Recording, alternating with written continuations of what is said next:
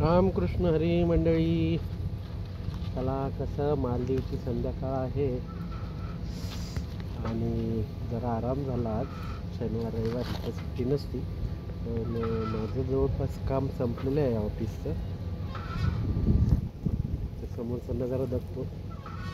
Sunset आज झाला नाही, थोडंसं ढगाळ वातावरण होतं, पण समोरचं वातावरण बघा किती मस्त आहे. रोज रोज त्या ठिकाणी आपण बसतो या पाळण्यावर, तसं संध्याकाळचा चहा पी दाखवतो. हा हा हा हा हा मस्त. वेलिंगली, समोर वेलिंगली आहे, म्हणजे टुरिस्ट पॉईंट आहे एक प्रकारे. तो तिथं स्क्युबा डायव्हिंग, स्नॉर्कलिंग वगैरे टायमिंग आहे त्याचा. त्या टायमिंग आपण बुक करून जाऊ शकतो. एवढ्या जवळ आम्हाला म्हणजे टुरिस्ट आयलंड माझ्या एवढं समोर आहे बघा. तिथं जायचं असले तर आपल्याला हार्डली 15 मिनटं 10 मिनटं लागतात. आमच्या ऑफिसच्या बोटी कंटिन्यू चालत असतात. माले, तिला पुष्टी, गुल्ली आयलंड, गुल्ली फालुटू आणि वेलिंगली. तर हे सगळ्या आयलंड्समध्ये आमच्या बोट्स असतात. मग तिथं आम्ही जातो, काही जॉबसाठी, काही रिसर्चसाठी, विजिटसाठी. आणि मस्त असं तुम्हाला वातावरण दाखवतो, कसं मस्त स्वच्छ पाणी, निराधार. लांब तुम्हाला बोटी दिसत असतील बघा, एकदम भारी भारी बोटी. आणि एक समुद्राची इथं मी चौकशी केली आहे, तर तुम्हाला पाहण्यासाठी अंडर वॉटर एक हे मरीन आहे, काय म्हणतात त्याला, पांडुबी. तर ते पांडुबी तुम्ही करून अंडर वॉटर ते घेऊन जातात. मग तिथं पांडुबीमध्ये तुम्हाला ऑक्सिजन अवेलेबल असतो. म्हणजे जसं आपण एखाद्या प्लेनमध्ये बसलो किंवा एखाद्या बसमध्ये बसलो, तसं बसून ते लोक आपल्याला अंडर वॉटर घेऊन जातात. मग समुद्राची दुनिया आतमध्ये कशी आहे, जसं स्कूबा डायव्हिंगमध्ये कसं आहे आपल्याला सिलेंडर वगैरे लावला जातो, तसा प्रकार नाही आहे हा डायरेक्ट एक प्रकारचे नाव होडी आहे, जी पाण्यामध्ये जाते. आणि पाण्यामध्ये गेल्यानंतर वेगवेगळ्या ठिकाणी ती आपल्याला सफरिंग करवती. आणि वेगवेगळे मासे, वेगवेगळ्या इथं पाण्यात एक जहाज बुडालेले, ते जहाज बी दाखवणार आपल्याला. तर असा प्रकार आहे. कोणाला मालदीवला आल्यानंतर करायचं असलं तर ते बी बुक करू शकता. मला आता वेळेअभावी माझा टाईम संपला. आता आपल्याला परत भारतामध्ये परत यायचं आहे. नुकताच आता 20 तारखेचं आपलं तिकीट आहे. इथलं काम बी आपलं संपलं आहे जवळपास 99%. 1% राहिलं की बाबा आता एखादं माझं जॉब राहिलं तर छोटं मोठं ते फायनल होईलच 1-2 दिवसात. मग आपलं मंगळवार बुधवारचं तिकीट आहे. तर नक्कीच आपण मुंबईत भेटू, मुंबईत आणि पुण्यात भेटू. आता मुंबईतून पुण्याला जाणार मी. तर मालदीवची 20 दिवसाची ती ट्रिप होती, खूप छान होती, अविस्मरणीय होती. आणि मे बी फ्युचरमध्ये आम्ही फॅमिलीबरोबर बी इथे एक ट्रिप करू. पण मला एक जाणवलं की इथल्यापेक्षा बी सुंदर असे समुद्र किनारे भारतात सुद्धा अवेलेबल आहेत. तर पहिलं माणसांनी भारत एक्सप्लोअर करावा. आता मी कंपनीच्या व्हिजिटसाठी आलो म्हणून मी हे फिरलो, पण जर मी स्पेशली यायचं म्हणलं तर मी अवॉइड करेन. फर्स्ट प्रायोरिटी मी भारतातल्या समुद्रकिनारा आहे, कोचीन आहे, अंदमान निकोबार आहे, लक्षद्वीप आहे, अशा वेगवेगळ्या आयलंड्सला आपण फिरू शकतो. आणि जसं मागच्या एका व्हिडिओमध्ये मी सांगितलं, जर एखाद्याला इंटरनॅशनल टूर करायची आहे आणि लो बजेट, कमी बजेटमध्ये करायची, कमी नाही म्हणू शकत ह्याला मी, पर हेड तुम्हाला 3 days 4 days जी टूर करायची असेल तर तुम्हाला 1 लाख रुपीज पर हेड तुम्हाला खर्च करावा लागतो. 65,000 70,000ची टूर असतील, त्यामध्ये पण काही हॉटेल्सवाले तुम्हाला फूड लंच देत नाही आहे, काही डिनर देत नाही, नुसतं कॉम्प्लिमेंटरी ब्रेकफास्ट देतात. मग इथं एक टायमाचं लंच जरी करायचं असेल तरी आपल्याला समजा $20 म्हणजे 2,000 रुपये पकडून चला एका टायमाचं चांगलं जेवण. आणि त्या भारी 3 स्टार 4 स्टार जर ह्याच्यामध्ये करायचं असेल तर आणखी महाग होईल. तर 1 लाख मी एक अप्रॉक्स तुम्हाला फिगर सांगतोय.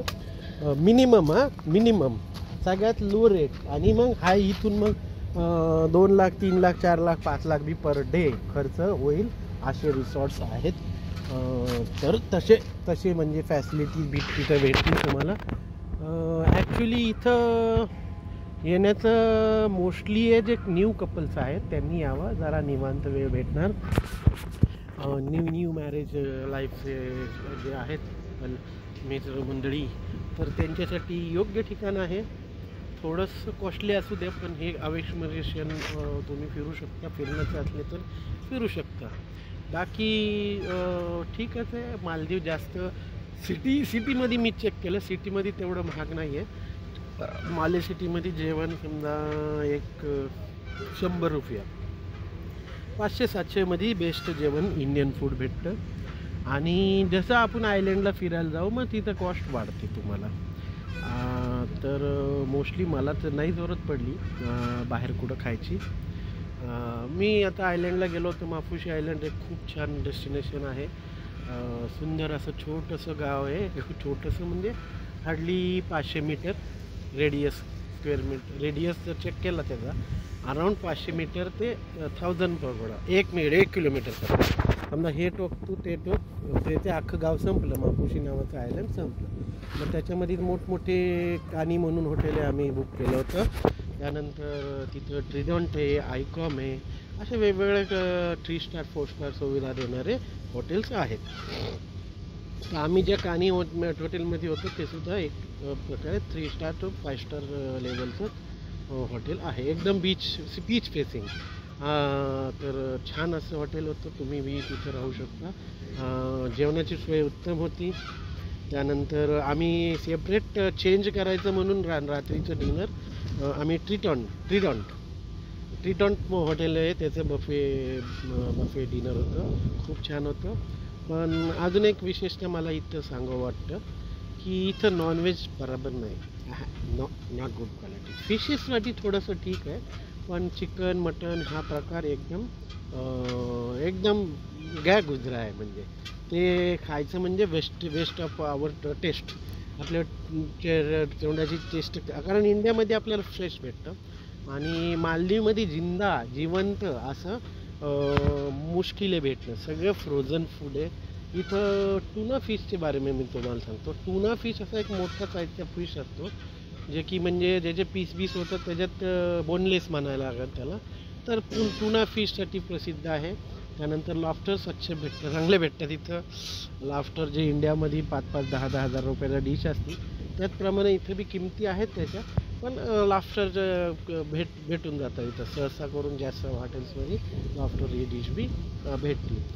तर मत्स्यप्रेमींसाठी मला नाही वाटत एवढं चांगलं डेस्टिनेशन, पण फिरण्यासाठी बेस्ट आहे. मत्स्यप्रेमींसाठी आपल्याला मालवण बेस्ट आहे. मी मालवणची सफर केली होती, तर तुम्ही मालवणला बी जाऊ शकता. नाही का नाही. तर महाराष्ट्राची इंडियाची त्याच्यात डेव्हलपमेंट होणार. आणि खरं मासे जर खायचे असतील तर तुम्हाला कोकणात कुठल्याही बाजूला जा, तुम्हाला बेस्ट क्वालिटी मासे भेटणार. पण मालदीवमध्ये नॉनव्हेजसाठी नॉट गुड रिअली. तर मालदीव म्हणजे समुद्रकिनाऱ्यासाठीच बेस्ट आहे. आणि इथलं पाणी मी आत्तापर्यंतचं जेवढे बी समुद्रकिनारे फिरलो आहे, म्हणजे मी ओरिसा फिरलो आहे, समजा ओरिसा समुद्रकिनारा फिरलो आहे. त्यानंतर पश्चिम बंगालमध्ये एकदा गेलो होतो, गोव्यामध्ये गेलो होतो, मुंबईचं आपलं घरच आहे, अलिबागला गेलो होतो आणि मालवणला गेलो होतो. म्हणजे अजून बी आहेत माझ्या लक्षात येईना आता. तर कारवारचा एक समुद्र पाहिलेला आहे मी. तर वेगवेगळा समुद्र फिरलो, पण ज्या समुद्राचं स्वच्छ पाणी, नितळ पाणी जे आपल्याला ह्या मालदीवमध्ये भेटेल ना, तेवढं स्वच्छ पाणी अदर मी आत्तापर्यंत जे एक्सप्लोअर केले पाहिलेत त्यामध्ये फक्त आपल्याला मालदीवमध्ये स्वच्छ किनारे आणि स्वच्छ पाणी भेटतं. आणि जे मेन म्हणजे तुम्हाला स्क्युबा डायव्हिंग करलंच पाहिजे इथं. मालदीवला आले आणि स्क्युबा डायव्हिंग नाही केली तर फायदा नाही आहे काय.